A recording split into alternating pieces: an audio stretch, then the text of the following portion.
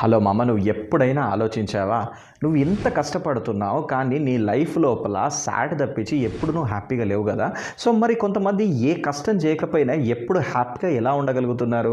కొందరు భయంతో ఎప్పుడు వాళ్ళ లైఫ్ని లీడ్ చేస్తున్నారు, కొందరు కరేజ్కి బ్రాండ్ అంబాసిడర్లా ఎలా ఉంటున్నారు, అండ్ కొంతమంది లగ్జరియస్ విల్లాలో లగ్జరీని ఎంజాయ్ చేసుకుంటూ ఉంటున్నారు, అండ్ మరి కొంతమంది కంప్లీట్గా పావర్టీతో ఇబ్బంది పడుతున్నారు. సో ఇది ఎందుకు అని చెప్పి నువ్వు ఎప్పుడైనా ఆలోచించినవా? ఈ క్వశ్చన్స్ నా లైఫ్లో జరిగినటువంటి సిచ్యువేషన్స్ని బేస్ చేసుకొని ఎప్పుడు రన్ అయ్యేటి ఏంటిది అని అంటే, నా లైఫ్లో నేను ఇంత మంచిగా ఉండగా కూడా నాకు ఎప్పుడు టాక్సిక్ పీపుల్ ఎందుకు వస్తున్నారు, అండ్ నా లైఫ్లో ఇంత చక్కగా ప్రతి ఒక్కరితో ఉంటా కదా, రిలేషన్షిప్లో ప్రతిసారి నేనే ఎందుకు మోసపోతున్నాను, అండ్ ఇంత కష్టపడుతున్నా కూడా నా ఫైనాన్సెస్ ఎందుకు ఇంప్రూవ్ అవ్వట్లేదు.